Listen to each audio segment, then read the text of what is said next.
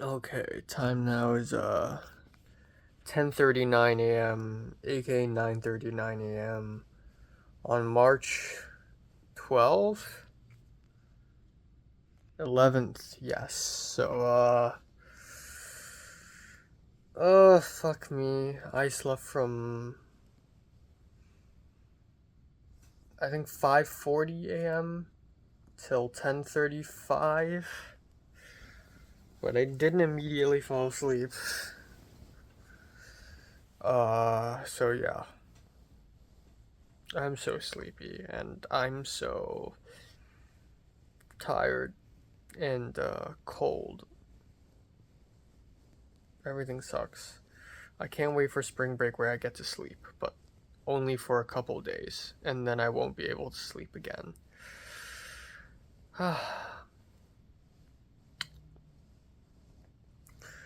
Yeah, yesterday was not productive at all. I spent hours daydreaming about Cannes and then watching YouTube videos about Cannes Film Festival, the map of the festival, how to get around, the badges, the buses.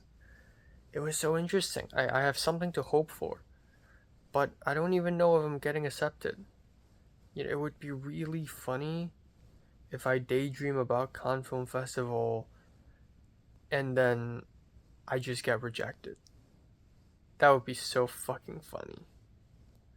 Then at that point, I wouldn't know what to do. Like, I would probably have to get an accreditation myself, but that's just embarrassing. So I hope I don't get rejected at all. Please. Um, I didn't really start working until like 3 a.m. or like 2 a.m. in the morning. And by working, I mean like doing normal stuff. Like I still didn't do anything though. I spent some time doing religion homework. I edited. I didn't do any editing actually. Oh my god. I didn't auto edit a college update video. I didn't do I didn't watch any anime. I was so unproductive. I feel like I accomplished nothing. And moreover, I did not continue writing the script. I'm drawing a blank.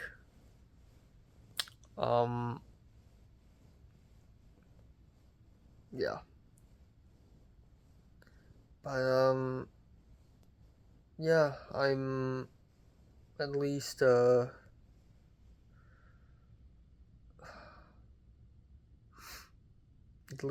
spent like an hour recording writing down how much money I spent.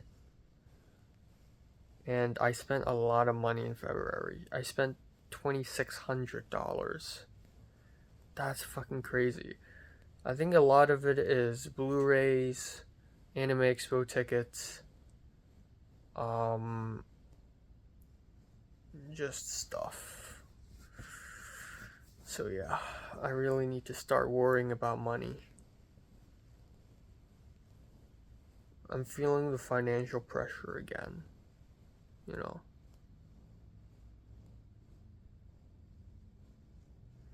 But I think in terms of Blu-rays, I already got most of the Hong Kong Blu-rays I want that are very out of print. I think I'm already past that phase. So I think that's good. Um I just had a dream and I kind of forgot what happened in that dream, but I was so ready to remember it after I woke up.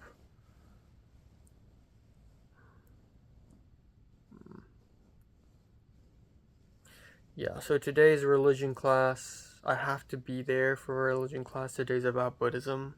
Come on, man. And then 2 p.m. to 4 p.m. is an ALI meeting with TA3. I can't find it's too late. I couldn't book a room at the library. It's all booked. But I could book a room at 3 p.m. So I did that. And then 4 p.m. to 5 p.m. is my meeting with TA4. I don't know where is he or what is he up to because he's not looking at my texts. And then at 5 p.m. I come home, I'll grab a bite.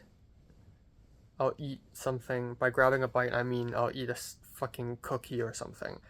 And then from 6 p.m. to 7 p.m. there's midterms consultation. And then at 7 p.m. I'll have lunch. And then, yeah. And then, yeah, that's it. I also spoke to Jiayun a little bit yesterday. I don't know why I spoke to her so much in Christmas and then so little these days. But, I asked her for screenwriting advice on... I realized she's probably the only screenwriting major I know. I asked her if I could make fun of USC in my script, and she's like, yeah, totally, just go crazy with it. But I still don't know if the thing I'm about to do is accepted or not. Yeah, that's it. Please don't reject me, Khan. Please don't. Okay, time now is 10:09 p.m. I haven't had dinner because I just had lunch. Yeah, today is it's okay. I'd give it like a 5 or maybe a 6 out of 10. It's an absurdly long day. It's an unnecessarily long day where a bunch of not great things happened. My hair is like, it's problematic. It really is. I don't know what to do with it. It's genuinely a problem. But yeah, I woke up this morning, felt like shit. I woke up at 10:35. Oh my god, I feel cold. I woke up at 10:35. Oh my god, I actually feel cold right now. Hold on. I'm gonna wash my feet for the 4th time. I woke up at 10:35, aka 9:35, and honestly 9:35 is too early for me. So I felt terrible. And then I went back to bed for maybe 15 more minutes. So 10:50, or actually 11. And then I was gonna do a mini album video after I woke up, but once again, I have underestimated how much time that would take. Wow,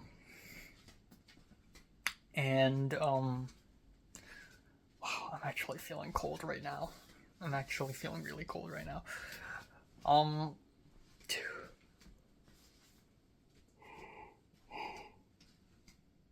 Cold and sleepy. Yeah, I underestimated how much time it would take, so I'm like, you know what, fuck it, I don't even have the energy to do this. I can't, if you put a camera in front of me, I probably can't even speak properly, so I just, I decided to take the bus to my religion class. I lined up at the Coffee Bean, and I got myself a cup of coffee, cafe mocha, except this time, I had almond milk instead of real cow milk, because I was scared that I would be lactose intolerant today. You know me, I'm like lactose intolerant on random days, so I was scared that today might be the day. So I went for almond milk, and boy was that a fucking mistake, because the mocha latte, the cafe mocha, tasted terrible. Or not terrible, but it just tastes weird. It's got this like nutty flavor, and I know that's almond, that's how it tastes, but it doesn't mix well. And maybe it's the almond milk, but the whole drink feels very goopy and thick. And also, I got a stomachache, and I feel like the almond milk induced stomachache is even worse than a milk-induced stomachache. I don't know, but I had it really bad at some point. Yeah, I took religion class, and unsurprisingly, not a lot of people showed up today, but I still, attentively paid attention. And then I went to after class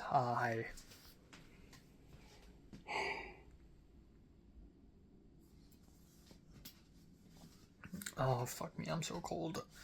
Jesus Christ. Oh, my legs are frozen. Okay, this is not good. This is actually not good. I'm gonna turn on the heater later.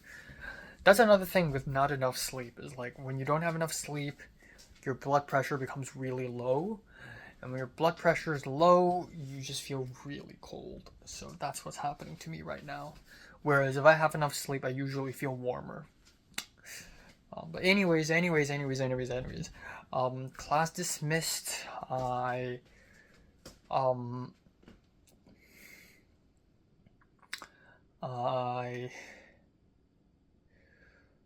It started raining, and I went to SCA.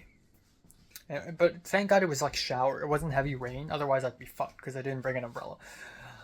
So TA3 showed up, and I asked him to come to SCA, and we'll figure something out. We'll go to a quiet area. So last semester, during the midterms consultation for the ALI program, me and TA1 and 2, we booked rooms at the library. We have everything planned. It was great. But for some reason this semester, it was kind of just falling apart. Everything's just kind of falling apart a little bit. And I can't even book a room at the library. So the only other choice I have is to find a quiet spot at SCA. And again, SCA is my turf. It's my territory. If there's a quiet room here, I would know. So at the end, I was like, yeah, let's just go to like the outside of the SCI building. But there are no seats. Even if there are, it's exposed to the sky, so it's wet, kinda. So we don't know where to go. So we sat down somewhere at the courtyard of SCA, but it was cold and it's kind of noisy. And TA3, he just went to Zoom on his phone, and I'm like, well, actually, let's do the laptop. So we went to his laptop for the Zoom, except the instructor is actually really nice. She's like, you know what, I'll give you guys 5 minutes. You guys can find a better place, a quieter place, and then we'll resume the Zoom meeting. And I'm like, sure. So I thought to myself, you know what, let's find a classroom. Let's just find an open classroom in the SCA building, because why not? And I remember room 258 and how you can just go in. So I took TA3 to room 258. And the thing is, scooters are not allowed in the building, let alone up to the elevator and then into the thing. But you know what?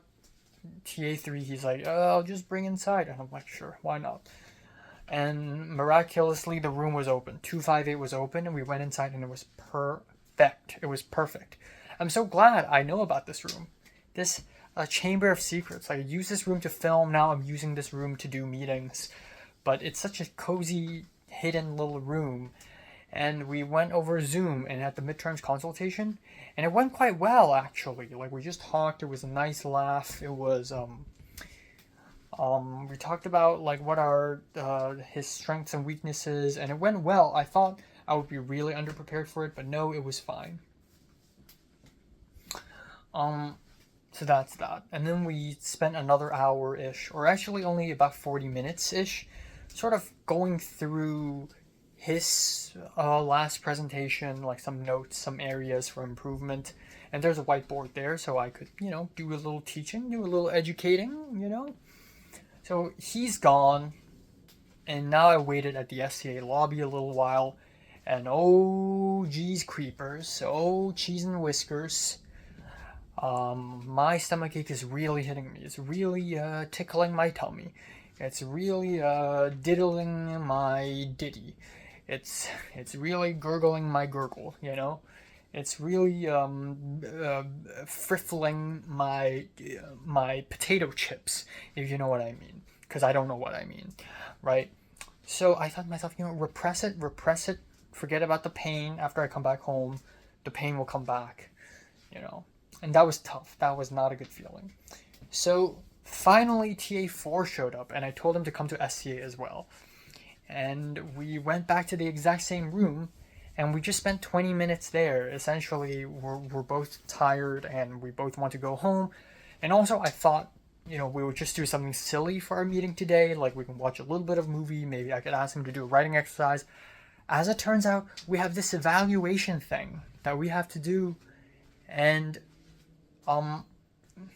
it's like for the midterms consultation later. And then he had to prepare a PowerPoint slide.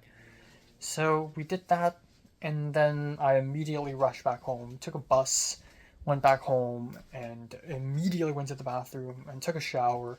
And I was right on time at 6 p.m. I was right on time, and I was able to catch the midterms consultation with TA4 over Zoom and with his teacher.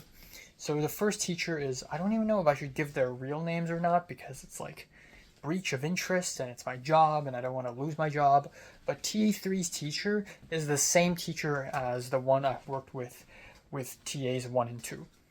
TA4 is a bit different. He's in a more advanced English class, and his teacher is the bigger boss here, and she's also my employer. And oh my testicles, is she a strict woman.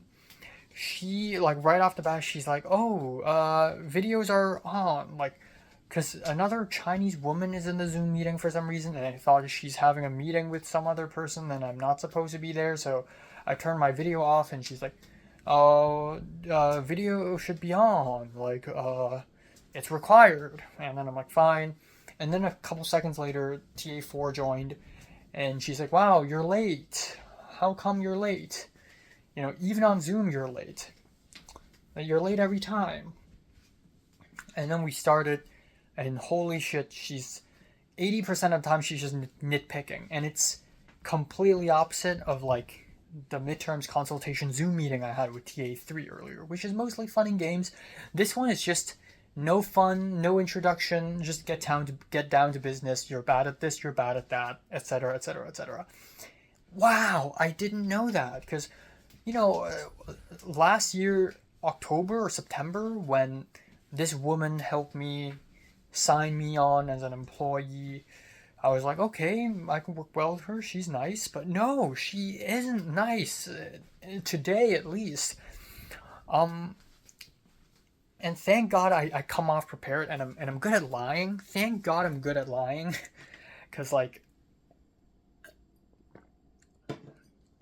I lied my way through so many moments. So, we're supposed to do this, first of all, TA4 and I were supposed to meet consistently. There's so many times where we didn't meet completely, or we just didn't meet at all, and I had to lie my way through. We went over his latest presentation, and I did an evaluation on his latest presentation and on a worksheet, and sent it to the teacher, and the teacher's like, wait a second, you're not supposed to do that. You said in the email that you worked with the TA together on the evaluation, but it's supposed to be you only. And I'm like, oh, I mean, he's doing his own thing and I'm doing my own thing, which is true. And he's like, okay, got it. And then a little bit later, he's like, so when the TA is rehearsing this with you, did you notice these mistakes? And I'm like, oh, well, he did rehearse with me, but he didn't use these words when he rehearsed with me, so I didn't notice these mistakes, even though he never rehearsed it in front of me to begin with. And then a little bit later, the teacher started complaining about our meeting times. She's like, okay, he's late every single time, every single class, and I'm warning him. And that's because you decide to meet him every Tuesday at 4 p.m. to 5 p.m., even though my class starts at 5 p.m., so he's constantly late. And I was like, oh, but it's like, he told me that's the only time he's available, which is true. He did tell me that.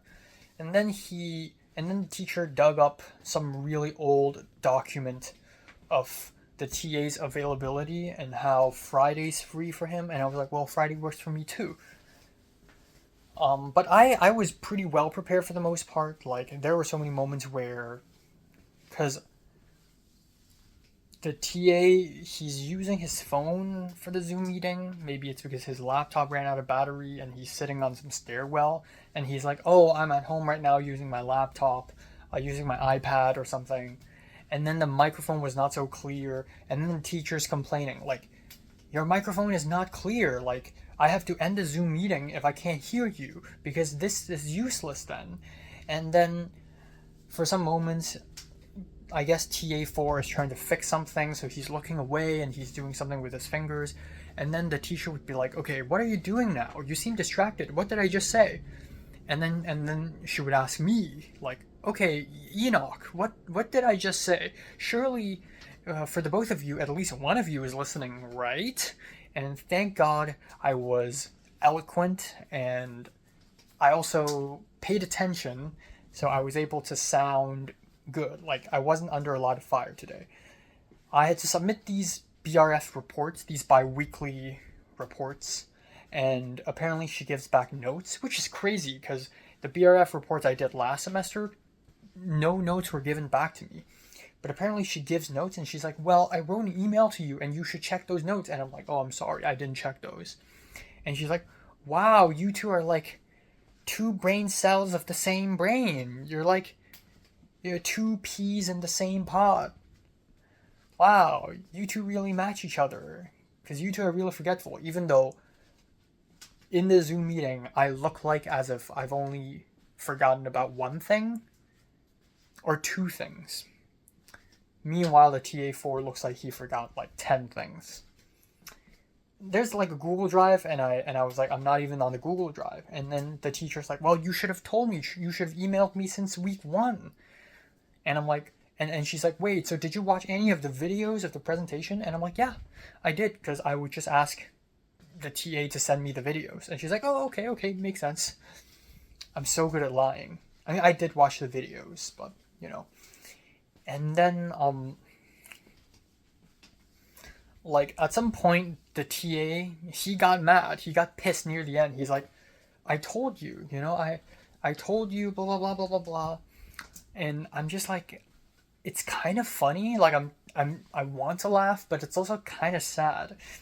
And the teacher is like, okay, well, then from this point on, you got to meet Friday. But the thing is, if you want to do your presentations on Thursday and you want to meet Friday, then you'll have to remember what Enoch has told you and taught you for a whole week. It's not that helpful, especially given that there's a presentation on the first week after spring break. So theoretically, we would have to meet this weekend, this Friday, and then he would have to keep the words I've told him in his head for 13 days before he does his presentation. And which is crazy, 13 days. And then the teacher's like, so are you going to meet Enoch this Friday?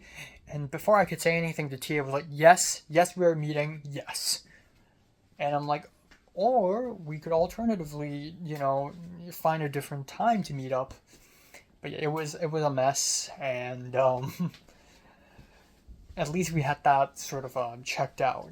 At least for this Zoom meeting, I kind of have an idea of what this teacher is going for and looking for and expecting.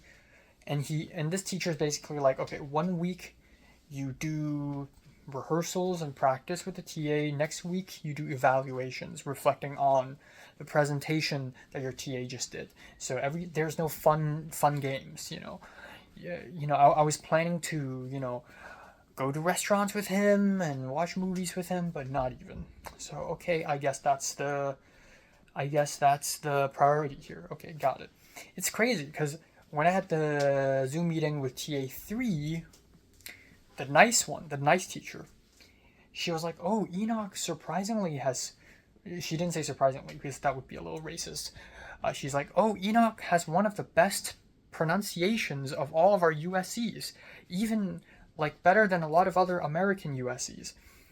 And I'm like, oh, thank you. And she would ask, okay, so Enoch, how do you say this word? And I would say this word, and she would be like, yep, that's how you say it.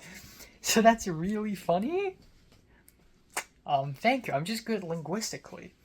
And, truth be told, I am pretty good linguistically. I think, I can pull off a pretty convincing Japanese or Korean or Spanish if I really practice. So, we'll see.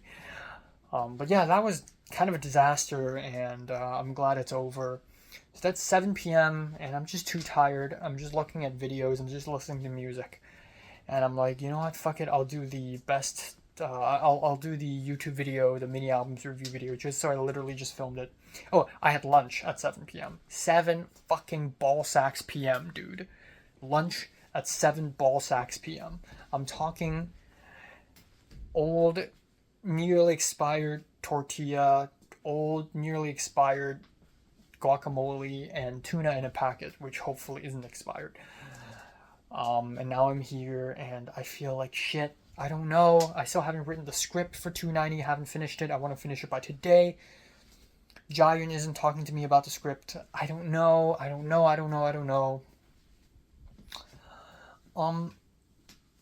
But yeah, I'm also feeling okay, actually. I was really angry for a moment because a couple days ago, I think yesterday, I saw a video of like Sam Seder debating a bunch of MAGA students, MAGA young adults, and really made my blood boil, especially that one white woman who was talking about how America needs to be more white-centric, how Trump is not conservative enough, and really, especially this year, especially at the tail end of last year, I think I was just really radicalized. I was really like, yeah, left all the way, and I still am right now. And I'm glad I am. I would rather be radicalized than not. But it just made my blood boil. When I was taking a shower, I was like just thinking like, Jesus Christ, like if I was the one doing the debating and I'm debating this woman, what would I say? I would just go crazy on her because she's so crazy. She's suggesting that white culture and European culture should be the dominant culture of America. And then I would say, well, there's black people and Latinos in the room with us right now. What are you going to do with them? Are you going to bring back slavery? Are you going to, like, make them subservient to your white dominant culture? And then I'm like, okay, well, I would say something smart. Like, okay, so where do you draw the line? How about Jewish people? How about Jews? Like, certainly they seem white, but their culture is different because they come from a different location. Judaism is different. Their customs are different. So the white woman may probably say, okay, yeah, we'll kick off the Jews too. Because Nazis are cool, right? And then I'll go, how about Italian Americans? Let's go 1910s, 1920s. Let's discriminate Italian Americans. Russian Americans, Slavic Americans, let's also discriminate them, right? How about Irish Americans?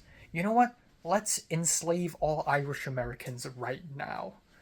Like, that's such a ridiculous thing. That's so incredibly racist that even the most racist people on earth would be like, okay, that's crazy. Imagine if you're English American, like your sixth great grandpa is English, and now because of the ultra pureness of your blood, you're obligated to hate the Irish too. So any American citizen who has a little bit of Irish blood is now susceptible to fucking slavery and mass torture because that makes sense. And I was thinking, and you know what? Why not just destroy the world? Why not just like destroy every single life form that has a cell? Like first of all, every human, like member of the human race, let's all just collectively commit suicide, and then all the animals, all the plants, fungi, bacteria, let's just kill them all, maybe, and like just end Earth, maybe? Like, is that what you want?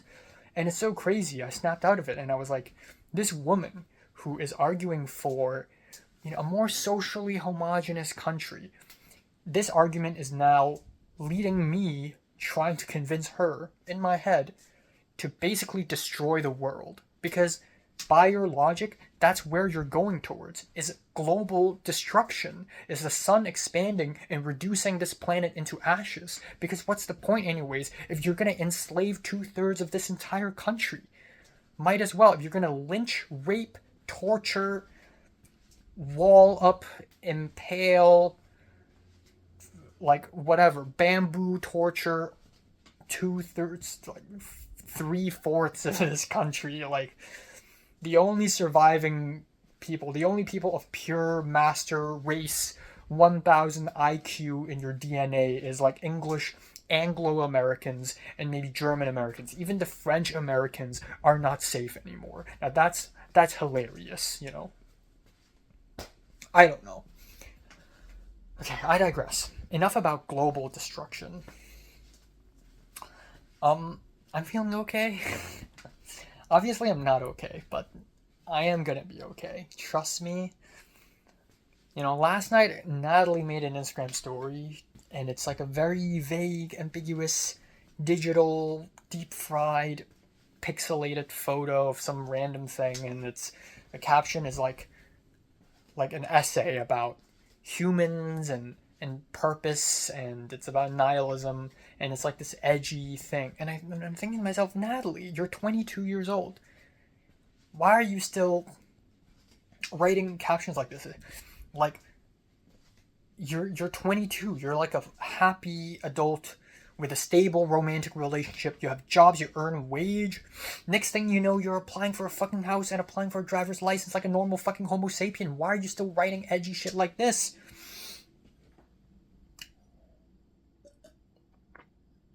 I laughed out loud. And I was thinking to myself that this is very ironic because if I was 14 and I see Natalie do a post like this, I would go, oh my god, Natalie's like a fucking blood-sucking demon psycho girl. Which at some point she is. You know, she would run around with a box cutter, laughing and crying and mumbling demonic language.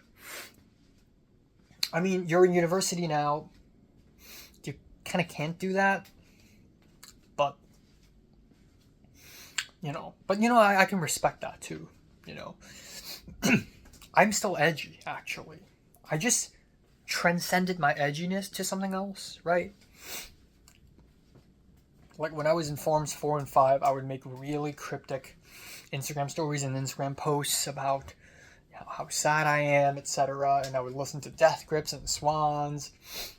I used to be very edgy, but in a cringy way, in a way people don't look up to.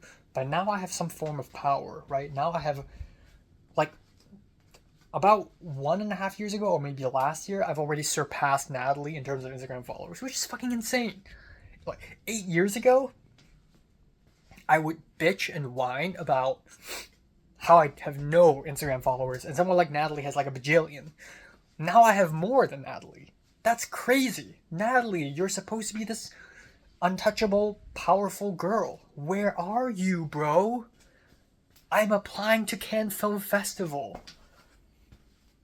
Like, it's so crazy how the tables have turned, man. It's so unhinged. And it's not like I don't respect her. I don't hate her. I don't love her. I don't know. I'm just like, sure, you know? She's still stuck at the same level of edginess as she used to be when she's 15-ish. Except back when she's 15 is even edgier. Like, I'm talking deep-fried anime girls talking about how much they want to kill themselves.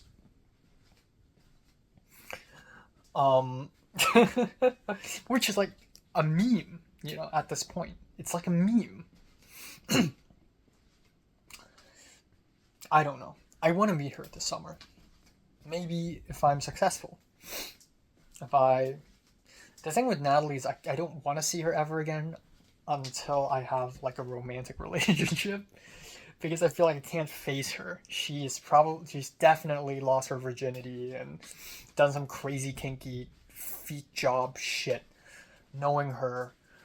And also extremely boring internships and, you know, gushing about a new noodle restaurant like a normal person like the human experience, living and eating and whatever.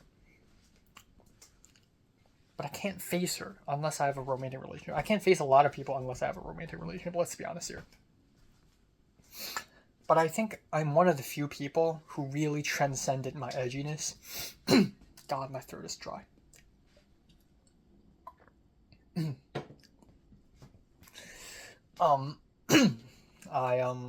Goddamn, I gotta stop.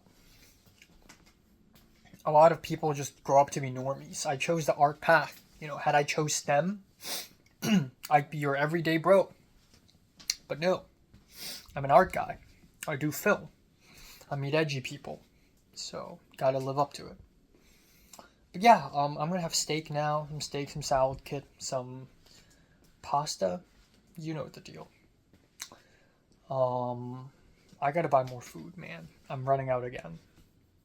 Either tomorrow or Thursday. Probably tomorrow, not sure.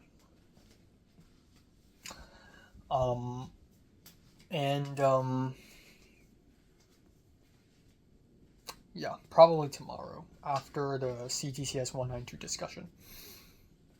I don't really care that much that Jiayun is not speaking to me because I know how busy she is.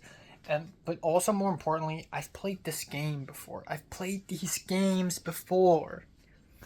Like she's not talking to me. Why is she not talking to me? Oh, she's talking to me again. But why? What changed? Does she hate me? Does she secretly hate me? Like, I've done this with Pepper. That was a huge fucking deal in 2022. In round 2. And round 3 is just Leslie. Why is Leslie not talking to me? Why is Leslie talking to me again? Why is and it's like, I don't want to care anymore. Especially in a place so pragmatic like USC. I think if Jiayun's not talking to me, she's just busy. She's probably not even thinking about me. So if she's not talking to me, it's like, it's okay. I'll be talking to her lots on set, hopefully. Yeah. It scares me though. Back in Christmas when she was telling me about how she had a massive crush on this guy who randomly lived at her place. And it's like a very random, like out of the blue thing. I'm not out of the blue. Oh, I went to this summer camp and this random guy with a very strong jawline suddenly showed up at my room and I had a crush on him for 3 days. It's like, life is so random, but I'm not that kind of guy, I don't know. She looks like a pumpkin. I mean, come on. I don't know why am I thinking all these things. I'm kind of going crazy, actually. I might be going crazy. Yeah.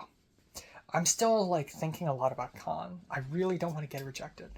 And I would hate to be rejected. Like, especially for Khan. I don't know why. I think Khan is, like, the alternative 310 for me.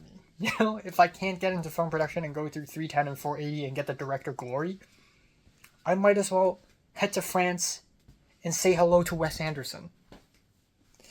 And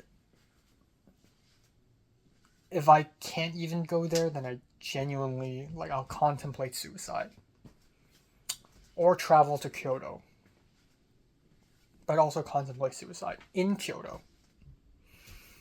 Contemplating suicide in Japan. Now that's truly something. No. I'm so scared, man. I know for a fact that Matt is going, and if I get accepted, I'll have to deal with Matt. If I don't, I will be even more pissed. I was just doing research yesterday and today about, the map of Cannes and, the festival, the theaters, the Grand Lumiere, the Theatre Buñuel, Theatre Varda, Theatre Debussy, the Cineum, the buses, the buildings, the Pavilion de Marché. And I'm already learning the ropes, you know what I'm saying? And part of me wants to just make a Google spreadsheet right now and just go crazy and just go, okay, so this day, this is the schedule. But I'm not even accepted. It's only March. but I'm already like so pumped about it. It's like, this is bad. This is an obsession that I haven't felt in such a long time. Last time I felt this kind of obsession was when I was planning for the Japan trip back in 2022, and I was obsessed over where to go in Tokyo and how do I navigate Akihabara within 3 hours and which exact shops and what are the exact locations, and then I plan out my walking path in Google freaking Maps. And now it's revigorated something in me. And if Khan falls through, I will fall through. I will crumble. I don't know. I just really want to fucking go to France, man. Oh man. And you know, if this short film set with Jayun isn't a lot, and Jayun's gonna make Rush, and I'll be on set again with her, actually. That's kind of crazy to think about. You know, I've only been on one set with Leslie, actually. If Breathless doesn't count, Ends and Means count, and Ends and Means is a fucking knife to my pancreas, you know? Maybe the future is here. Maybe the future is now. Yeah. Yeah. Don't know.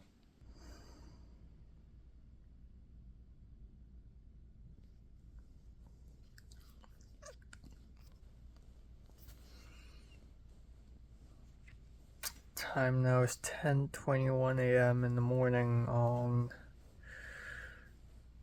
March 12th, yes. So I slept from 6 to 10:20.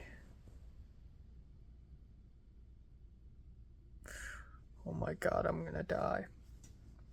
So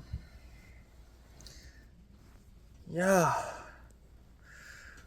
Last night was not productive. I once again did not watch any anime. That is 2 days in a row I didn't watch anything.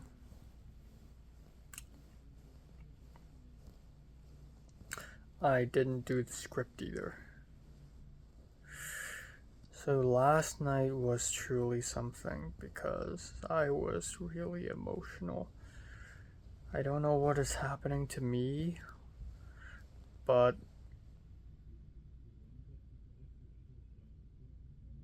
I listened to music and I like wanted to cry and I started to tear up. Like I listened to Mid-Air Thief, not even Mid-Air Thief, I don't know, Sonny Boy soundtrack, and I just started wanting to cry. I don't know what the fuck is happening. So John L. saw Mickey 17 and wrote a review, and then Matt liked the review. And I'm just like, why do they like each other's review? But Matt and John L., they never like my reviews. And then I'm just like, I started going to Google and I start to search on Reddit, like why do people hate me for no reason? Why do people look down on me? And then how to stop caring what others are thinking about. And then I was so sad, and I listened to music and I cried.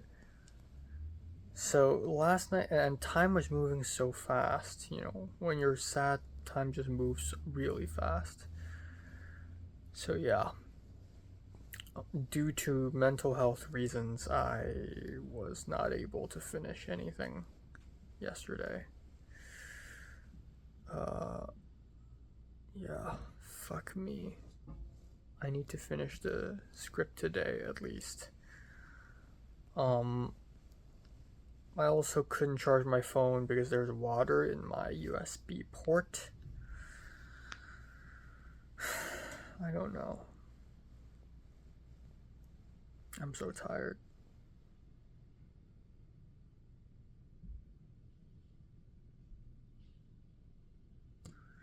I just have so much shenanigans yesterday. Hopefully I have more time today. I'm so tired. Oh my god. I also read through the script that Jiayun is producing, and oh my god, the PD is not simple. I need help. And I texted the director, and I think the director saw my text and then didn't speak to me at all. So that's fucking great. Also, the director's born in 2005. Like, what the fuck? You're like a child. Yeah. That's it. Today I'm gonna have CTCS 192. I'm gonna go to Trader Joe's. I'll come back home, and then I'll go back for 290. Yep.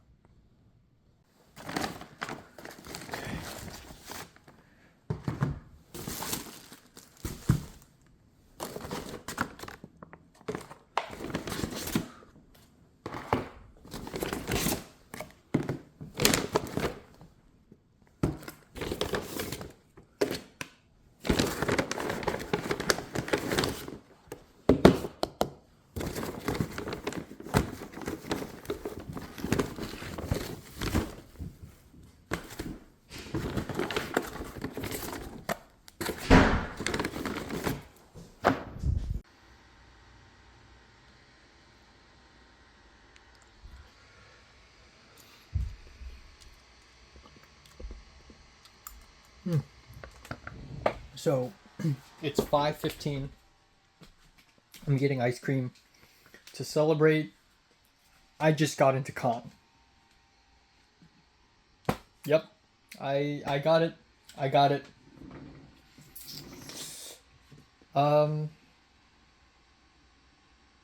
Yeah, yeah, yep. uh, okay. Okay.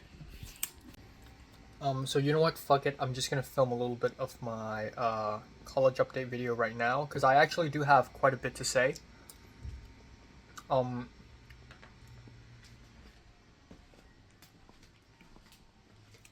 Yeah. So I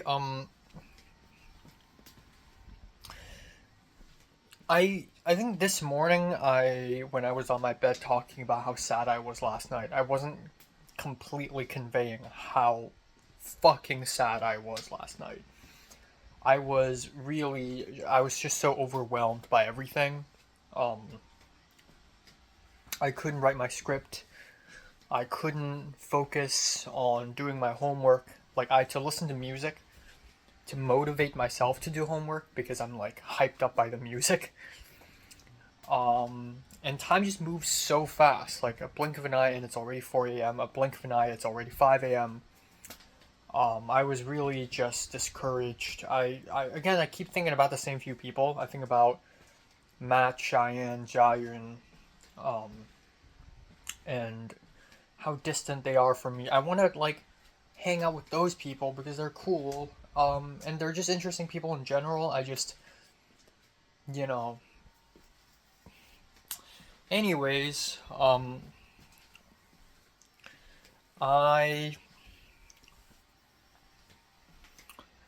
I I was really upset and I just cried. Like I didn't even plan to cry. I was listening to Sonny Boy soundtrack and I listened to the song Light Ship and I just really wanted to cry. I started choking up.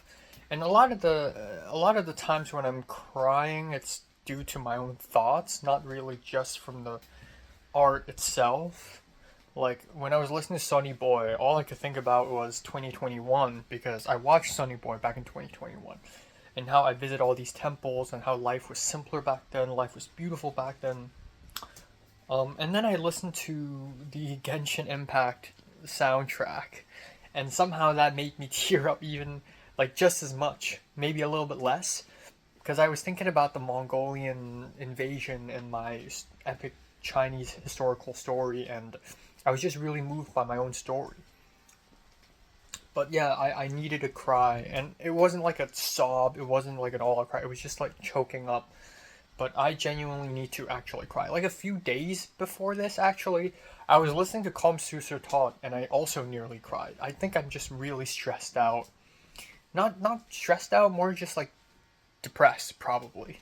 Like I hate using this word because I don't want to diagnose myself as if I'm a psychologist myself, but um, I'm definitely going through a bit of a depressive episode right now, and sleeping is difficult, not because of insomnia, but simply because I'm always sleep deprived. But eating becomes difficult. Like, I just don't have an appetite in the last couple of days. I just don't want to eat food for some reason. Like, I think about what food to eat tonight, and I'm like, I don't even want to think about that. Everything feels repulsive. Like, thinking of eating pork, thinking of eating beef, thinking of eating a salad, they all just feel really repulsive, and I just don't want to eat food. Um, but yeah, I I was really bad last night, and this morning I tried to keep uh, composed. I try to okay, I'm gonna stop with the ice cream. It's melting. Hold on. It's bubbling. Oh my god, the gap. Oh, oh, Jesus, Trader Joe's. Mmm. Yeah, it was really bad. So today, this morning, I tried to keep my composure. I tried to be okay. You know what? I'll power through this semester, and then over summer, I'll go back to Hong Kong. I'll relax. Goddamn, do I miss Hong Kong? Like suddenly, like it's almost like a chronic disease, and emphasis on the word chronic, because you don't just miss Hong Kong a lot in the beginning, and then for the rest of your life, you're just going to be mentally here in the US. You miss Hong Kong a lot, and then you're mentally here. And then you miss Hong Kong a lot, and then you're mentally here. And then back and forth. It's, you know, March and April, I miss Hong Kong. I want to go back. I want to eat Hong Kong food. May and June, I'm here. I'm focused. July, I need to go back, you know? It's chronic. So yeah, I feel like I'm going through one of those phases again, really. But if anything, Hong Kong is an escape from all the bullshit that I'm experiencing here. Um, so yeah, I don't know. I was just really stressed. But anyways, I made it to CTCS 192 discussion today by bus. Did not miss it. Perfect. And I arrived, I listened to music, and I was able to finish the ALI BRFs 2 minutes late. Submitted them at 12:02, but it's whatever. And then, um, and then I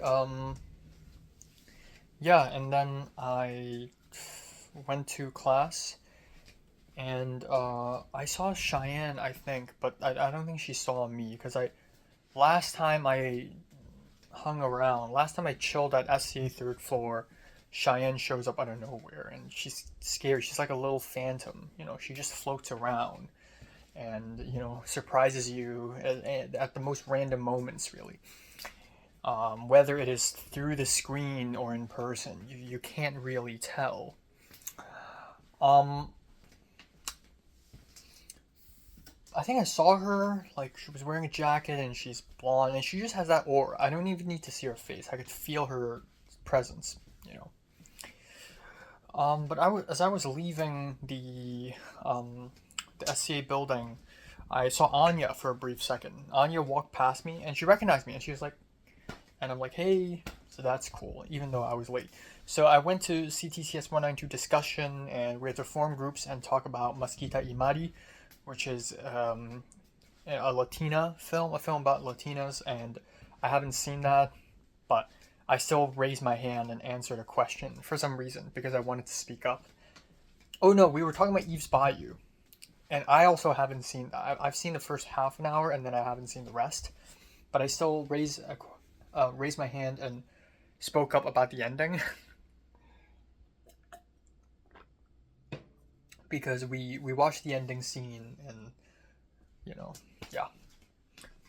And yeah, sat next to Cole, talked more to him. He's a sophomore and he has no idea what he's doing. I was like, when's your um registration date? And he's like, I have no idea, I haven't checked. His is April 4th. Jesus Cristo. Mine was March 28th. I have such a huge advantage. I have a 1 week advantage. Um and then I proceeded to start emailing people. And I emailed the professor who teaches Zen and Taoist literature, and I got a response really fast. He basically confirmed that he's not planning to teach this class next semester, but it's not absolute. There's still a chance I can add your name to the waitlist, which is great. So I left, and I wanted to speak to Rachel, and Rachel's buying stuff at the Coffee Bean. I talked with Cole a little bit. He asked for my number, and then I talked to Rachel, and as I was talking to her, suddenly Matt shows up out of nowhere. Matt, the Singaporean guy, who, this is the second time a Singaporean person is responsible for my misery. I guess this is not as bad as Natalie, but this is the second time, I have beef with Singapore. I really do, Shout out to Justin from Singapore, but aside from him and Bridget, I think the other Singaporeans I know have caused me a bit of misery, yeah, he's there and he's donning this fancy light gray suit, and I look down and he's wearing sneakers. He's in his, post ironic outfit, reflecting the ambivalence and the fucking I don't know, the ambivalence of the modern era post-internet, it's like an artistic statement. And he didn't even fucking see me. He didn't even look at me in my direction. He went up and he spoke to two random people who was in the same class as my CTCS 192, including that Chinese girl who hates Mickey 17. And I just talked to Rachel in Cantonese. I was like, oh, the Singaporean is here. Wow, he didn't even look at me in the eye. He thinks I'm invisible. Wow, this sucks. And I said it out loud in Cantonese because I know that no one in the entire fucking building probably knows what I'm saying. And Rachel's like, what if they know? And I'm like, they don't know, trust me. Which is great. I love that I can speak Cantonese. Not Mandarin, but Cantonese. And then I'm like, should I say hi? You know what? I'm gonna do it. So I went up to Matt at the end and I was like, hey. And Matt just continued to ignore me. And Matt was just talking to these two other women, and talking about like picking classes. And I was like, oh, I need some class recs. And he's like, take the Lynch class. And I'm like, okay. I'm already planning to. But yeah, so after that, I'm like, okay, I'm gonna leave. The thing is, like, I don't want to ever. You remember what Ariel said? Jesus is 528. Ariel said, treat yourself like you're your own daughter, or for my case, treat yourself like you're your own son. Would you put your son in a situation where socially he's at a disadvantage? No, because that's embarrassing. So I'm not gonna stand here and beg for Matt's attention like a lapdog and look like an idiot. If I don't like the situation, I'm fucking bounce. This is my new rule, okay? If this is a bad social situation, I'm out of here. I'm gone. I don't need any of that bullshit. So I left, and I thought Rachel's outside. No, she's gone. So I'm like, fine. So I went to Trader Joe's, bought a bunch of food, came back home, had lunch, and chilled. Had a nice afternoon. And I was checking my emails, and I'm like, oh god, when will the con be announced, And I was so scared, because what if they already announced it and I'm not notified because I'm rejected? And maybe Sandrine is gonna write another email saying, I'm sorry you got rejected. And then I started listening to music and I'm feeling a little bit miserable. I'm feeling, all these things. And then I checked my phone and boom, email from Sandrine. I didn't jump out of my seat. I just looked at the content and it says the first thing I saw was the competition is really high, and I'm like, oh god. And then I saw congratulations, so I'm like, okay, so I got it, and indeed I am. I did indeed get it. So, ladies and gentlemen and others, I am going to France mid-May. It is confirmed. I'm going to France. Yippee-ki-yay. So, that's great. And that's crazy because, yesterday, this morning, 2 days ago, I was sad, I was a loser, I was pathetic. And then now I'm going to Cannes. So, yeah, all those daydreaming is actually happening. So I'm pumped. And I looked at the email. I'm like, is there a way to look at who else got chosen? So I looked at the email chain, and lo and behold, Colin is also selected. This is amazing. When I ran into Colin and Anya a couple months ago, or just last month, and I mentioned it to Colin, and Colin's like, yeah, I hope you get in, yeah. And I'm just thinking, we're both undergrads. I mean, we're both huge cinephiles, but we're both just silly undergrads, Not like Matt, who's like a supreme being. But no, we both got in. And then Matt is in it, of course, like, not surprised. Cheyenne isn't there, so, whew, safe. She's gonna stab me in my sleep. But to my surprise, Camden, and I don't know if this is the Camden I know from Brit 340, but Camden, with a Vietnamese last name, is also in the email chain, which is very interesting. I don't think I'll be seeing him soon, but I can DM him and talk to him about this. So that's very intriguing. Very intriguing indeed. But yeah, this is, well, I guess the next thing I'm going to do is to hang out with Paul Thomas Anderson or something. Yeah. It's always relative to where your camera is. My camera's pointing this way, side light would be coming up in the subject like that. Is that clear? So the second most returning the light onto me. And you could also have fill light be just the light by itself, but it's rather harsh. And by having it again, the larger the light source, the softer the light sources, these street lamps, they're all back into the scene and they're spinning their light up towards the camera. And because they're Okay, time now is 9:23 p.m. I just came back home. Yeah, let's talk about the rest of today. So, I walked to CDPR 290. It's really cold, really wet, really cloudy. And today is basically cinematography class, so we just went over lighting, 3-point lighting, how to set up a light. We didn't even get to strike the light. The only two people who got to strike the light is Vic and Ben when the professor was doing a demonstration. We break into groups, we break into trios, and we set up a light. We didn't even get to turn it on. So it was not educational at all. Thank God I went through Film 40 back in the community college. And then yeah, that's pretty much it. And then we went back home. I walked up to Ben during break. And I was like, hey. Oh, so I forgot to mention this. When I arrived at outside stage 1, I saw Sella. And I asked her, which script are you going to pitch? And she's like, well, Vegas Baby, which is Tina's script. And Tina's like, hey. And I'm like, in my head, I'm like, this is perfect. Because Sella is going for Tina's, I'm going for Ben's, and Cheyenne is very highly likely going to Portia's. So it's all perfect. Like, there's going to be no conflict, miraculously. And also there's Rachel, but I don't know what Rachel's going to do. But yeah, and then Stella asked me, what am I going to do? And I was like, well, Ben's. And then Tina overheard it, and Tina was like, wow, so our predictions were right. And I was like, there's predictions? Because they were probably guessing which director will pick which script. And again, this is so, like, no-brainer. This is so obvious.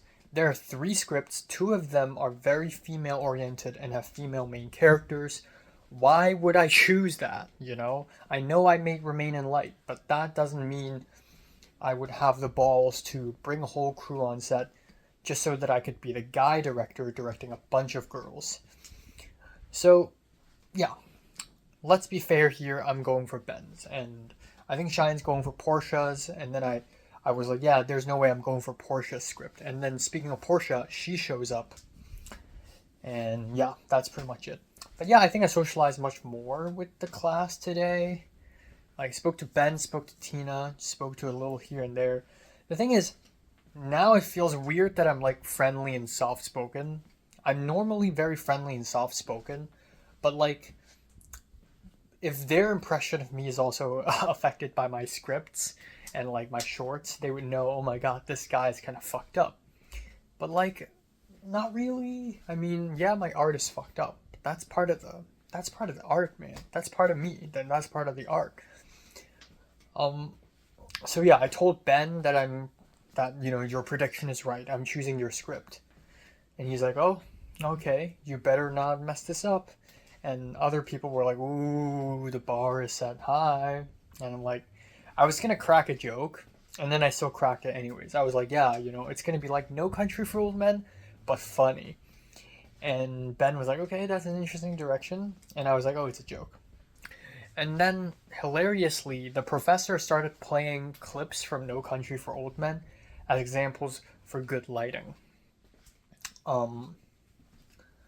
So yeah, that's pretty interesting. I wonder who will be the DP. So far, only Andrew Wu and Vic seem to be very interested in being DPs. So if Vic joins my crew again, an assumption, who knows if I'll even get chosen.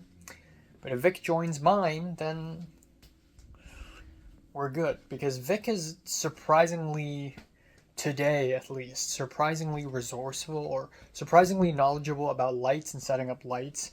And he's wearing a tank top and he's showing off his biceps and triceps. It's like, okay, we get it. You're a cool guy. But like, come on. So yeah, that's basically it. Cheyenne's here as per usual. She's looking very suspicious as per usual. I overheard her talking to Portia about a few weeks ago when she was coughing a lot and she was coughing up blood and phlegm, and then she saw the doctor. She thought she has pneumonia, and then the doctor's like, no, it's probably allergies.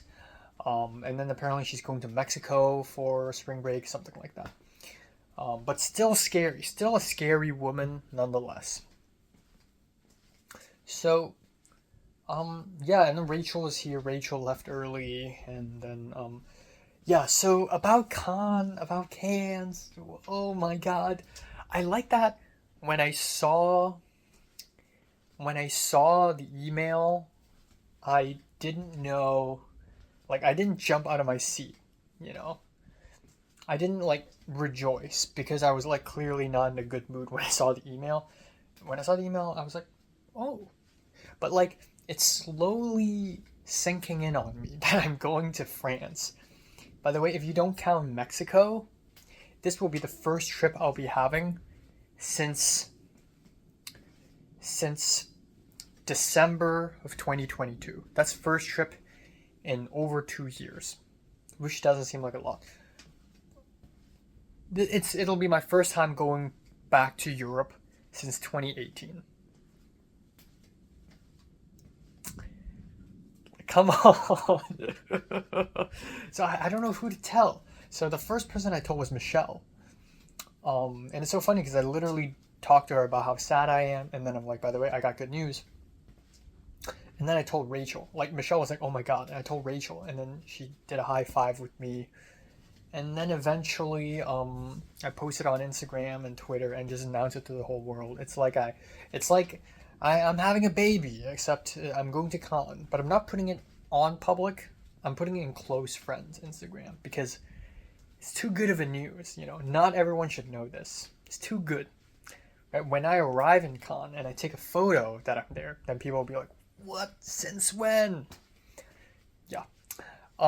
The email chain, Colin decided to take the initiative, and asked everyone for their phone numbers so that he could make a WhatsApp group, which is brilliant because I fucking hate using message. I fucking hate using SMS. I'm using an Android.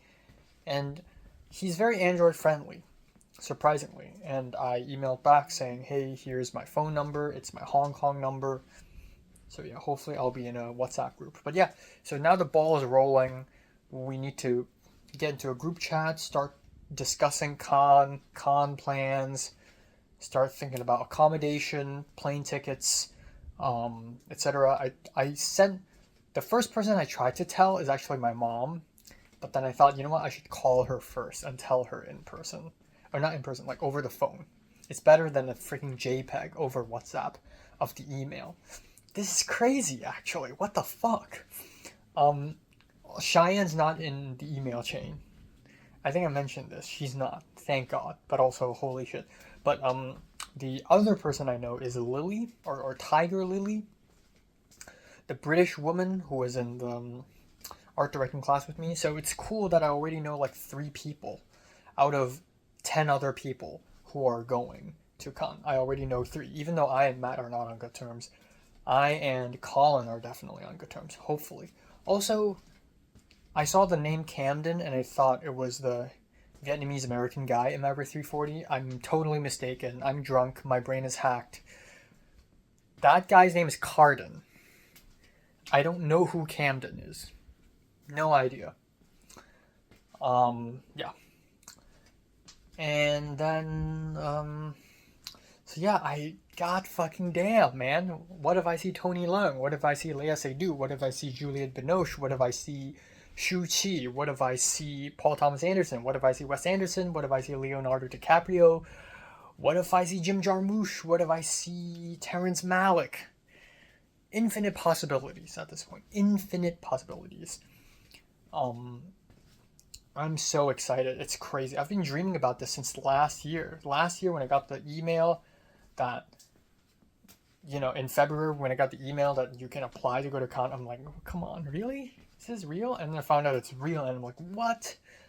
Or maybe I knew it was real already, but, I was like, wow, And, I'm almost a little bit like John L's protege. John L found me, picked me up as Scripty, and then I'm almost following his footsteps. He went to Cannes, I'm going to Cannes.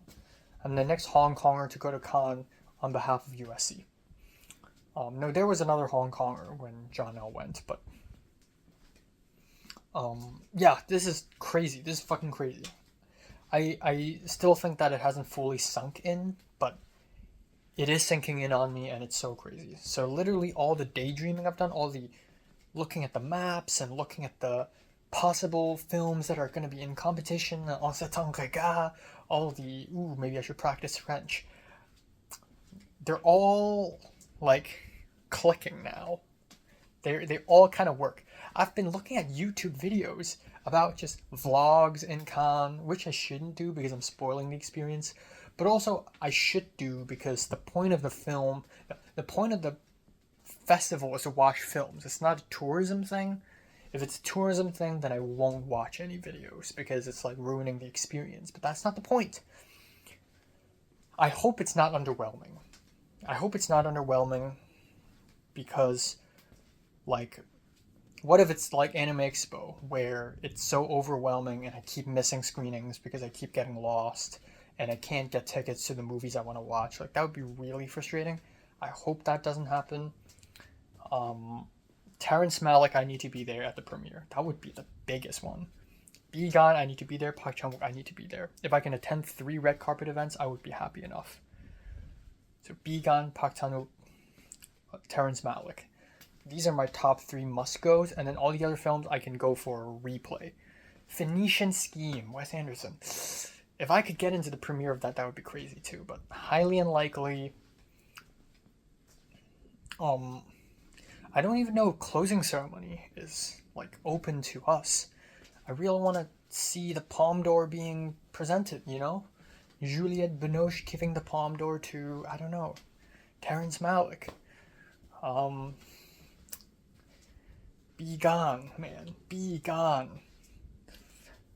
Yeah, I don't know. Infinite possibilities, man, at this point. So I'm really excited for that shit. Okay, anyways. Class dismissed. I was carrying a huge tripod with me in case I decide to film next weekend. Um, and I went to Target and I heard a familiar voice. I saw a guy with a little curly hair, black hair, shorter than me. And I'm like, is that Franklin? Because, like, another girl is there and I recognize her. She's that Thai American girl, Sia Jira. So I'm like, Franklin knows her. So I'm like, Franklin, yo, Franklin. And then he's like, hey. And then he spoke English with me completely, which is fucking crazy. He's a Hong Konger and he spoke to me in complete English. He's like, how are you doing? How have you been? And I'm like, fine, I'm just doing 290. And he's like, what? What's 290? And I'm like, CTPR 290. And Sia Jira, who's in film prod, he's like, oh, it's cinematic communication. She would know. And I'm like, oh yeah, you don't know because you're a map guy. And then yeah, he asked me where I'm heading to for spring break, and I'm like, I'm staying here because I got a film set. And he said he's going to New York, so cool beans. I wish I could go. I keep dreaming about going to New York or going to Kansas, and you know, but I just can't. Maybe I should go fall recess, Kansas, and Missouri, or New York, if I'm rich. I know I'm dreaming too much. I already want to go to Kyoto this summer. Okay. Um. Um. I know Franklin knows Jayun, so I was like, you know Jayun?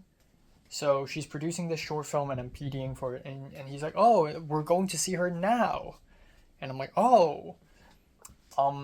So, yeah, it's like a Hout magazine dinner thing and Jayun's in Hout magazine. So, um, they're going to see her now. Jayun's presence is everywhere.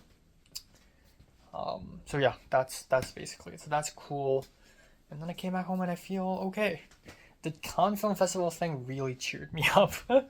I would feel very defeated otherwise. Um, I still feel sucky about Matt. Don't know what he's up to. I don't want to like completely flip off Matt either. I've pretty much completely flipped off Ken. Like when Ken didn't offer me a ride home and I was like, okay, and I smiled. That's pretty much the bridge has burned. That's it, you know. That's it. We're done. But Matt, I don't want to go there yet because I don't know. I think it's more obvious that Ken doesn't like me than Matt because Matt doesn't actively laugh at me, but Ken does. But Matt's just like, I just feel that he looks down on me. The the the second time a Singaporean person is causing me misery, you know. Um, yeah, but it's okay because we got Colin and Tiger Lily, and they're both very nice. But yeah, fuck me, the con. It's actually happening. Oh, I'm going places this year. I'm going places. This is my 4th year in LA. And yeah, 4 years is quite a bit, but the first time I came to LA in 2022, I'm like ooh, I wonder if I'm good enough for the filmmakers here. 4 years later, I'm going to Cannes. Yeah. Yeah. I'm gonna have a phone call with Christian and Alexis in 20 minutes to talk about the abstract sequence for Pit, which they're gonna film next Monday, which I won't be free because I'm going to CC Short. And I do think going to CC Short is better because it's USC, so at least I'll be making connections there. But I wish the best of luck to Christian and Alexis. Also, I texted Jayun a little bit during class today, basically asking her for more details about the short,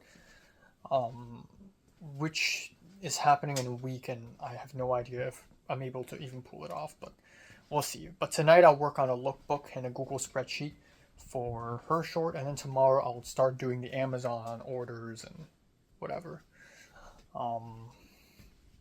And I think I'm kind of figuring out Smooth Operator. Like, it's still a difficult script, but I think I have it in mind. I think I know the direction I'm going to. But yeah, producing that is going to be hell. I hate producing. I don't want to ever produce anymore. Fuck that shit. Unless there are 15 other associate producers, then maybe I'll produce. Yeah. Yeah, ran into Anya, ran into Franklin. It's good that I'm running into people like nearly every day at this point. It's a good thing. Yeah.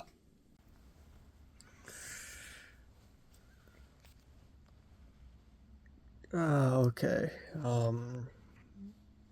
It's 11:02 a.m. in the morning on March 13th. Yes? Yes. Oh, this sucks. I slept from 5:50 to 11.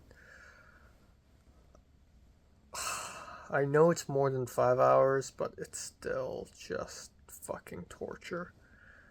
Like, yeah, I'm so tired. It's not okay. And I have to sleep, like naturally sleep in tomorrow. Um, yeah. Um, I did watch one episode of anime last night, so that's progress. But yeah, I'm still processing the fact that I'm going to con. Me.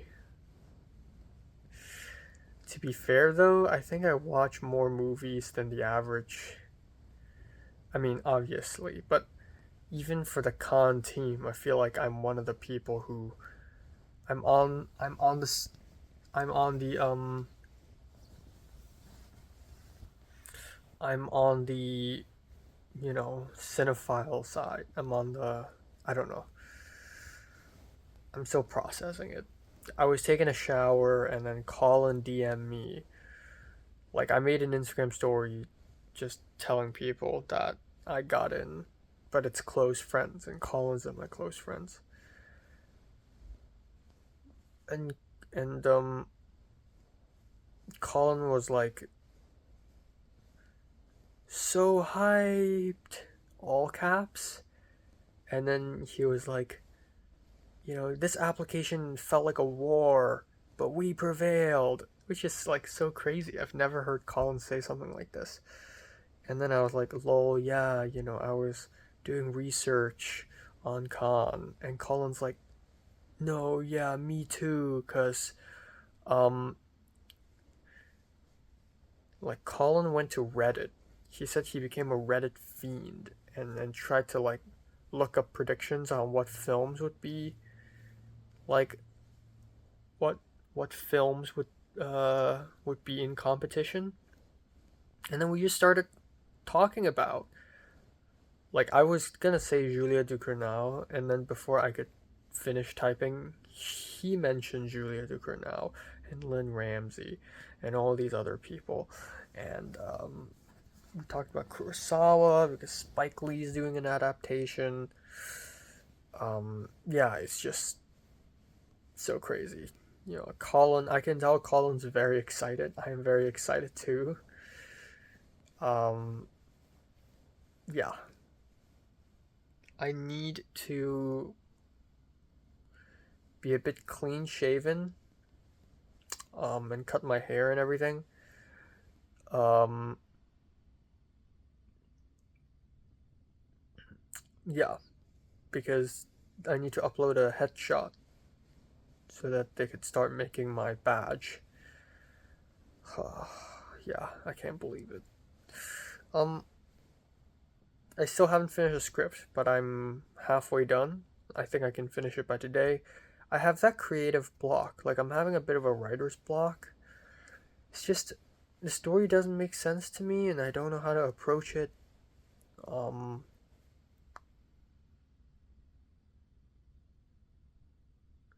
yeah. I don't know what am I gonna do with Project 2. It just feels impossible to produce. But then again, nothing is truly impossible. It's just tough. Yeah, that's it. So today is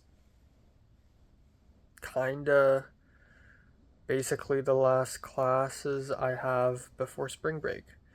But I'm not really looking forward to spring break that much because I'll be just working most of the time. Um,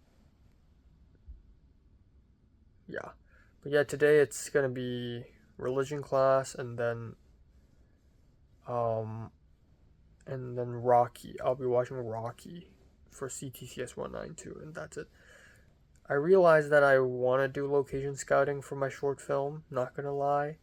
But um I actually don't have time today to do that. Maybe I'll do that tomorrow because tomorrow's still Friday. It's still school day. Um, hmm.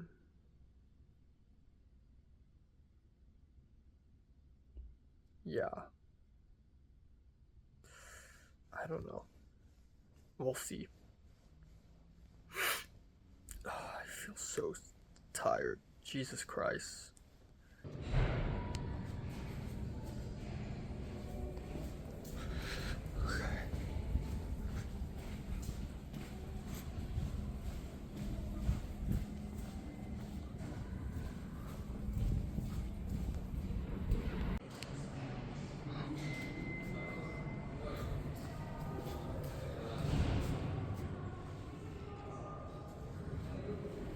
What? Okay.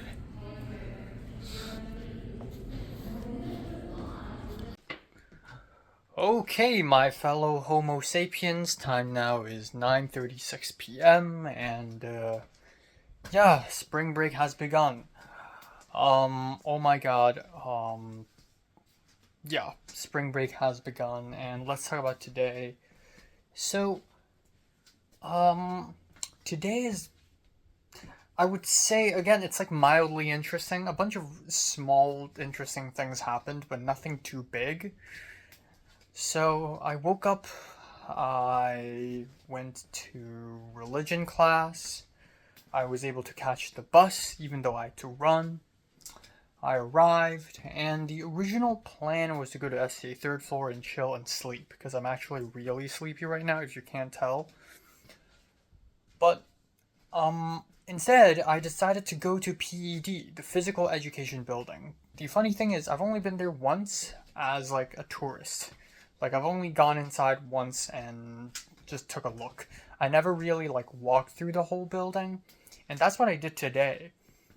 Sort of like quote unquote location scout. Essentially, I want to use the gym in this building. Um, and yeah, I want to use a gym in this building, and I can't use Leon, so I have to use there, and I want to find the administration office. And I've done similar things before when I filmed my first individual exercise. I had to go through 3 freaking buildings just to go to Gould School of Law. And then when I filmed Remain in Light, I believe I didn't really go through any buildings, but I did have a nice walkthrough at Roski. But yeah, now we have this, the PED, and I walked up and down. I walked all the way to the 3rd floor, the top floor, and it's like this weird rundown. Like the whole building just feels really old and torn and worn, and the walls are coming off, and the whole place is kind of like whoa. Like it's night and day difference between this building and the new Ginsburg Hall. This is so old. But yeah, eventually I found room 107, which is where the administration office is. I walked inside, there's this bald white dude with glasses. I talked to him, and he seems like he's pissed. He seems like he's in a bad mood. He's just like, okay, well, I'm gonna give you this email address. All your questions, just ask that guy. Don't ask me. I will not be able to help you. And I was like, okay, thank you. And then he just ignored me. So I have this email address, I'm going to email them. But I walked through the north and south gym, and they're just basketball courts. They're not fitness gyms. So this might not be the ideal location, and it's very likely that I'll use Troy actually. Especially given that if I have to film over spring break, you know. So, anyways, that's one thing. Went to religion class. I wanted to finish writing my 290 script before religion class, and of course that did not happen at all. And then during religion class, I just couldn't focus. I would love to focus because the teacher's teaching about Buddhism, which is so interesting, but I just could not. I'm so fucking tired. I'm so sleepy. I'm just like this, and I just feel terrible. And it's crazy because this class is like 12:30 to 2 p.m. So it's not even morning. It's an afternoon class. Yet I'm like dying of sleepiness. So yeah, I went through the class and spring break, yay, and we ended early at 1:35. So I had some extra time. I went to SCA third floor and ate a Trader Joe's wrap. So today I decided to bring lunch to school because I want to sit through the entire class, the entire CTCS 192. And so I brought this Trader Joe's wrap. Thank God I remembered that. And then I just ate it on SCA third floor. And then afterwards I left. And then I went to class and I was like 15 minutes late, but at this point who cares? Only 1/3 of the class turned up. You know the class is boring if like only 1/3 of the class has turned up, or even less. There's not a lot of people. So yeah, the lecture is so boring. I did not pay attention at all. Even when I do pay attention, it's like pointless information. So I just looked up other things, and I was really struggling with my script still. Like I still don't know what I'm doing. And I started to get sleepy again, and then I'm like, oh, I'm going to con. So I looked at my email and everything, and there's this Google spreadsheet where it's a roster. So essentially it's a list of people who is going to con. The team, the gang of 11 people who are going to con. 11 or 13, I don't know. The numbers don't really add up. But yeah. And just seeing the names sort of pop onto the roster, and I'm just looking at it and I'm like, wow. Like all these people, I'm like one of the chosen ones. So like I see Colin's name. Oh yeah, I ran into Colin. So on my way to PED, I ran into Colin, head full of red hair, and I was clearly sleep deprived, and my voice has this like nasal quality to it. And he's just like, hey, what's up? And I'm like, hey, I'm just on my way to class. But I'm not really on my way to class. But I don't know how to explain what am I doing in like 10 seconds. I just can't do it. I'm location scouting for 290, but why am I doing it now? Like, I don't know. So I was just like, oh, I'm going to class. And he's like, okay, see you. So, but yeah, yeah. Maybe Colin and I would be good friends after this one. Because after all, it's a school trip. And school trips... Man, when's the last time I've had a school trip? It's Guangdong in 2017, you know? This is crazy. So, yeah. I don't know. Wow. I really, there's like a light at the end of the tunnel. I was so depressed in the last few days, and then this happens, and I'm like, I'm in, you know, maybe life is worth living. But yeah, it's gonna be, damn, it's gonna be, yeah, wow, I don't know.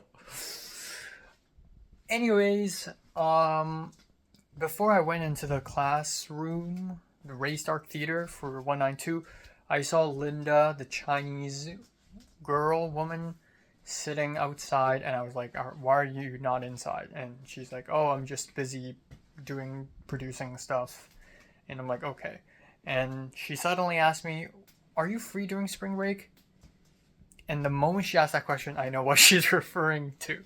She's doing the freaking short film, and she wants my help, and I'm already on it, so who cares? So,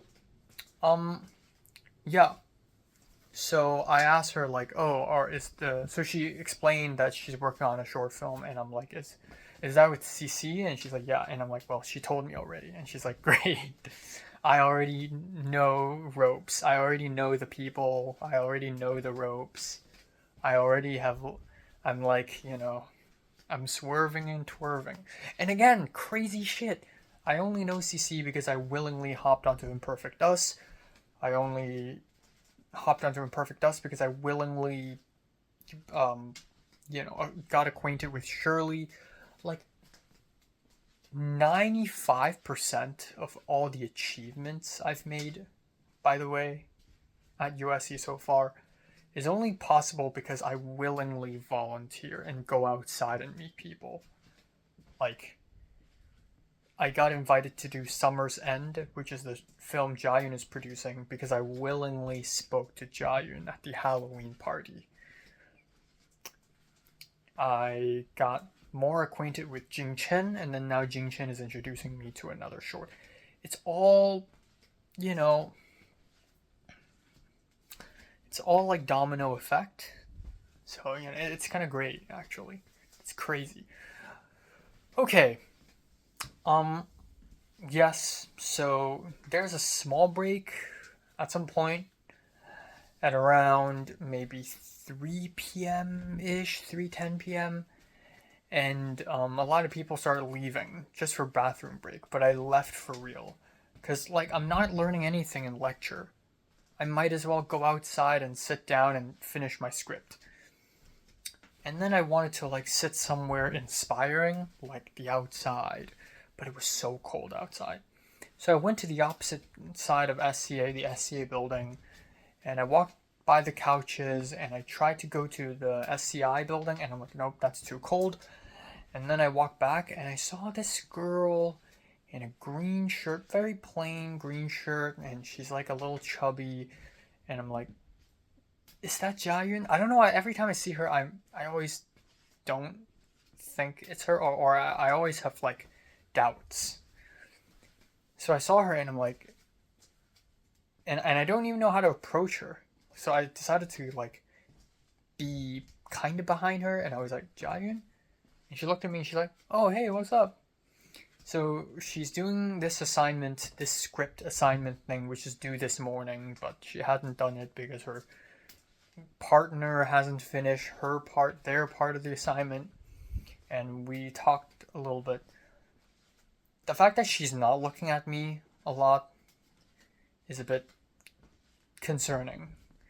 I don't know why. But, like, I also look like shit and I sound really weird, but, like, she asked me, and also I can't even hear, like, 20% of what she's saying because she's so quiet. So, I was like, oh, I'm supposed to be in a class now, but I'm like, I don't really care. And she's like, what? Go back to class. And I'm like, nah, I need to work on my 290 script. And she's like, ooh, what are you making? What kind of short films do you make? And I'm like, why are you suddenly asking me that? And then she impersonates me, and she's like, ooh, I'm Enoch, and I like making weird short films. And I'm like, haha. And I like people making fun of me because, like, it's better to make fun of me than to ignore me, And then I told her, oh, I just like did this PD breakdown for Summer's End, and she's like, great, send me it right now. And then we talked a little bit, but obviously she's busy, so I'm like, fine. So I left. I went back to the Race Theater, and I just set my backpack down and put my earbuds on and started listening to music, and I started walking back and forth.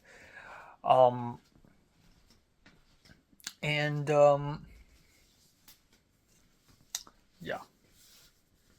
Yeah.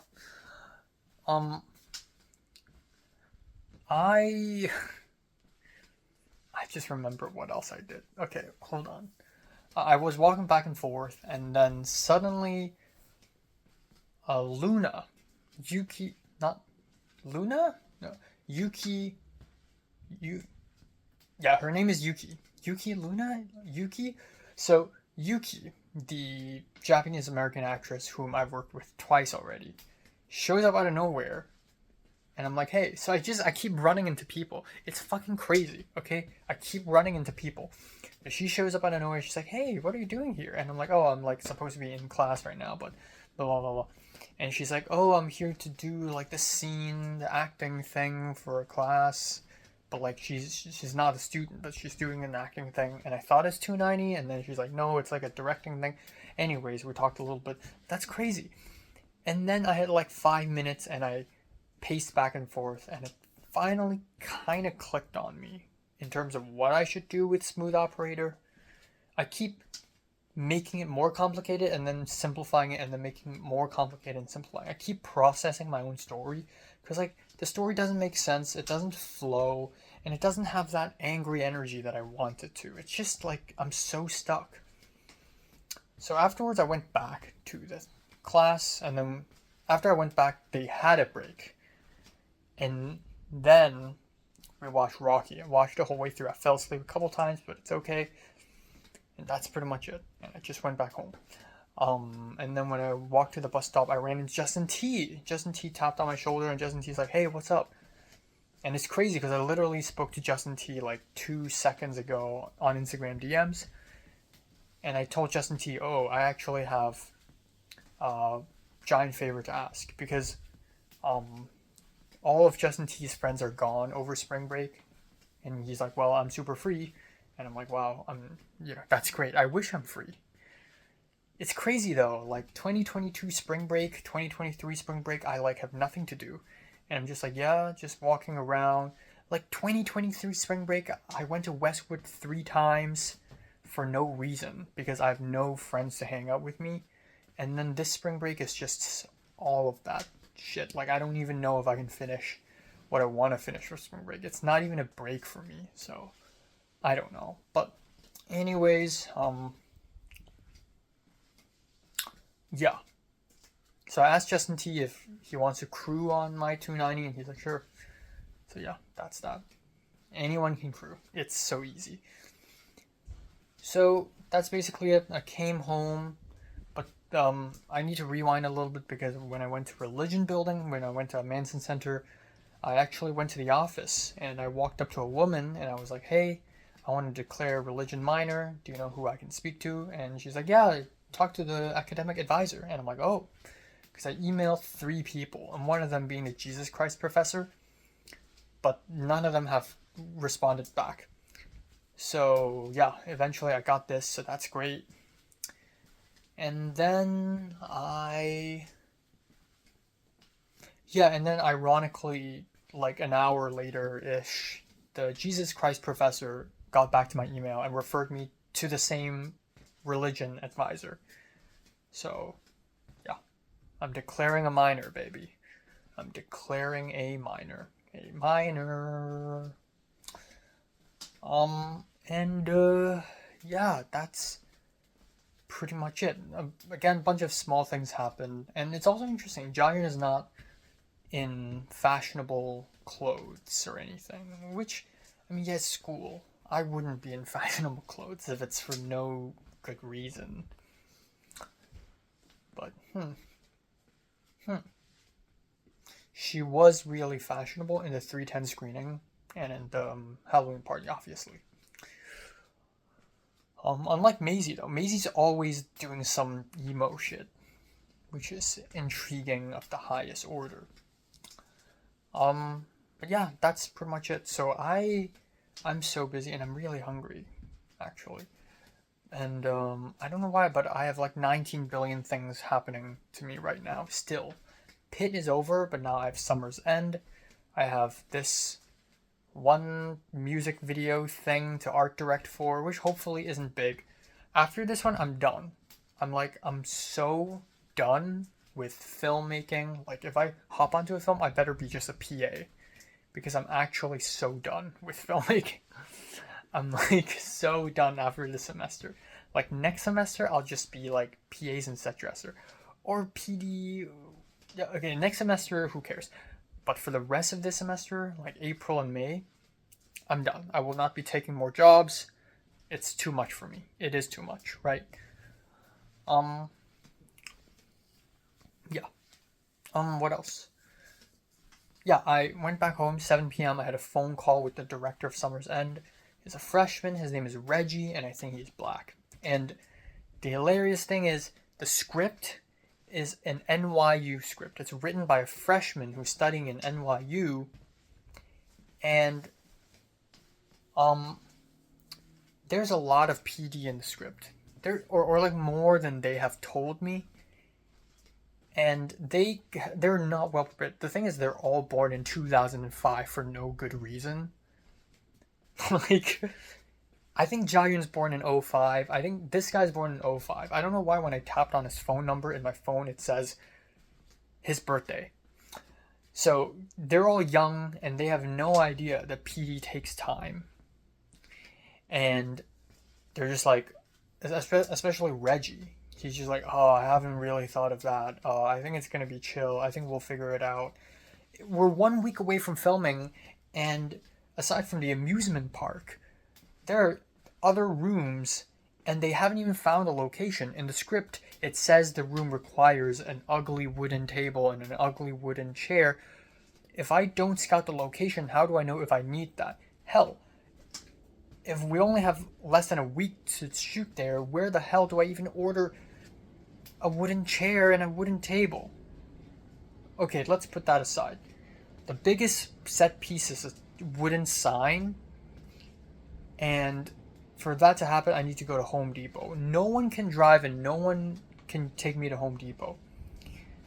And I thought I could just order it on Home Depot and I could just pick it up there, but no, I have to go there in person to buy it, and the nearest Home Depot is at Huntington Park. And I need to somehow find someone who can drive me there. And then bring it back here and then assemble a wooden sign. And I'm going to need power tools and I'm going to need paint. Where am I going to get those? I don't know. I know I can somehow find those because I know a lot of art people, but it's still very silly. Maybe Jingjin has it, maybe Maisie has it, maybe I'm sure Christian R has some leftover paint. Yao and Shirley, I don't know. Okay, sign. And then how are we going to transport it? Reggie says that we're just going to do regular transportation. So there's no U-Haul truck, obviously, so they're just going to put it in a car. Reggie wants a sign that is 6 feet wide and like 6 feet tall. How are you going to fit that in a car? Jayun later confirmed with me that they're just going to take a train to Fresno and I don't even need to come. And you're going to bring that sign to a train and I'm not coming. I was talking to Reggie about how I need more help because some of these set pieces are not as easy for just one dude. So I don't know what's going on. I won't come all days if need be, but I will be for like the sign at least. So that's a pickle, and then there's my script, which I need to finish today. If I don't finish it today, I'll slit my throat. I have to finish it by today. I need to start producing it. I need actors, I need crew, I need locations. I hate producing so much. Holy shit, I hate pre-production, but I have to do it. So hopefully we'll figure it out. To make myself, to comfort myself a little bit, Love and Death has worse pre-production. Love and Death literally started pre-producing the last week before, and it was just, we almost couldn't do it, but I'm glad we did it. So there's that. The World Is Not Enough is due for Slow Film Festival in 2 days. And I'm still waiting for Wang and Naja to finish the music and sound. Spotlight is due tomorrow night. So I need to write a review for Inland Empire tomorrow night. Shouldn't be too difficult. I love that film. So that's 4 things already. Not counting whatever the fuck I have to do for 290, the director's pitch. For Ben's short film, The Chips Are Down, not counting the music video, that's at the end of March. There's Cannes Film Festival cooking, there's HKOS cooking. So much. So 8 things. 8 things are happening to me right now. 8 fucking things, man. I'm actually going insane. So, yeah, I mean, Cannes, I don't really have to do anything for Cannes, but I do need to submit a photo so that they can start printing the badge for me. The freaking con badge, man. The badge. And I look like this. So I want to have a haircut first at least. But when can I have a haircut? If I sleep in tomorrow, then I don't know if I can have time to do a haircut tomorrow. If I go on Saturday, I don't know. But I would rather go to Home Depot on Saturday so that I could prep the sign at least. Where do I prep the sign? Maybe I'll ask Christian R to open up the conference room for me. God knows, man. God freaking knows. Yeah.